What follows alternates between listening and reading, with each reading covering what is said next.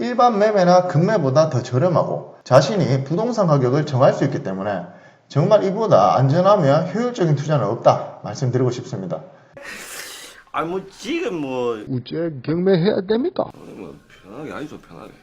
안녕하십니까. 저는 부동산을 사냥한 남자 부사노바로 활동하고 있습니다.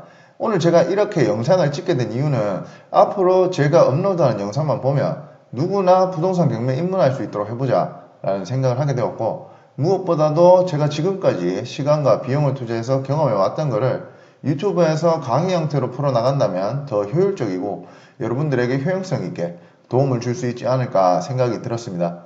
그래서 오늘 찍고자 하는 영상은 우리가 부동산 경매를 왜 해야 하는지부터 말씀드리려고 하는데요. 시작하기에 앞서서 사람들은 무엇을 위해 부업을 하고 사업을 하고 또 투자한다고 생각하시나요? 정답은 여러분 모두가 아시다시피 정말 간단합니다. 당연히 돈을 많이 벌기 위해서인데요. 돈이 이 세상의 전부는 아니지만 조금 더 나의 삶을 풍요롭게 하기 위해서는 더욱 중요한 게 돈이지 않을까 이렇게 생각을 했습니다. 저는 어릴 적부터 어떻게 하면 돈을 잘 벌 수 있을까라는 고민을 수없이 했고요. 돈에 미친놈은 아니고 다 사람들은 돈이 있어야 신뢰를 하더라고요. 그래서 큰 자산이 있는 사람들이 정말 제대로 사람들을 도우면서 살더라고요. 여유가 있으니까. 그래서 대학교 때부터 장사도 하고 대학교 졸업 후에 정부에서 투자를 받아서 사업도 하곤 했었습니다. 자연스럽게 여러 가지 형태의 비즈니스를 다루다 보니까 자산, 금융, 경제에 눈을 뜨게 되었고, 그 중에서도 필수 과제란 집, 즉 부동산 카테고리가 생각이 났습니다. 그래서 저는 20대 중반부터 부동산 경매를 시작해서 현재는 아파트 4채를 보유하고 월세를 세팅하였고요. 아직까지는 다 보유를 하고 있지만 시세 차익 수익률로만 계산했을 때 800% 이상의 성과가 있었던 적도 있습니다. 여전히 지속적인 재투자로 자산을 증식하고 만들어 나가고 있고요. 물론 저도 처음엔 자본도 적었을 뿐더러 지식과 경험조차 부족해서 폐차를 엄청 했었습니다. 그때마다 주변에서 네가 무슨 경매하노? 나처럼 취업이나 하고 청약이나 열심히 들어라. 이런 조롱 섞인 말도 많이 들었습니다. 근데 주변에 아예 그때 관심도 없었죠, 부동산은. 그래서 정말 웃긴 건 뭐냐면 그런 말을 했던 사람들이 지금은 저한테 부동산 매매나 투자에 대해서 자문을 구하고 있습니다. 제가 유튜브를 시작하게 된 이유는 부동산 투자에 대해서 고민만 하시고 두려워하시는 분들이 당장 시작하실 수 있도록 용기를 드리고 싶었고요. 저와 함께하는 친구 입찰시키기 프로젝트도 그 이유에서 시작을 하게 되었습니다. 서론이 조금 길었지만 오늘은 저의 자산 증식에 큰 기여를 한 부동산 경매 투자를 해야 하는 이유에 대해서 다뤄보고자 합니다. 제가 지금까지 투자한 시간, 비용, 경험을 통해 얻은 많은 정보들을 앞으로 여러분께 차근차근 전달해 보겠습니다. 우선 경매라는 용어 들어보셨습니까? 보통 TV에서 많이 보셨을 건데 물건 같은 거 누가 내놓으면 서로 모여서 막 사람들이 손들고 번호표 들면서 가격을 제일 높게 적고 그 누군가는 낙찰받으면 그 물건을 가져가는 그런 식의 경매는 대부분 아실 겁니다. 부동산 경매도 마찬가지인데요. 예를 들어서 아파트 물건이 매물로 나오면 가장 높게 적어서 제출한 사람이 가져가는 겁니다.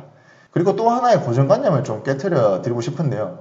여러분들 부동산 경매하는 사람이 나쁜 사람입니까? 예전에 막 드라마 보면 막 딱지 붙여 있고 누가 집에 쳐들어오고 이런 것만 보셔서 그런데 그건 오해의 소지가 조금 있습니다. 부동산 경매 같은 경우에는 간단하게 설명드리자면 채무를 변제를 해주는 겁니다. 누가요? 그 물건을 산 사람이요. 저희 같은 사람이 부동산 경매 공부를 열심히 해서 본인이 아파트 낙찰을 받으면 그 채무를 변제를 해주는 겁니다. 예를 들어서 그 채무자가 본인의 아파트가 경매로 넘어갔다면 채무를 이행하지 못해서 넘어간 거고, 돈을 빌려준 사람 혹은 업체, 즉 채권자는 돈을 받아야 되는데 돈을 못 받으니까 그 경매로 넘겨버리는 거거든요.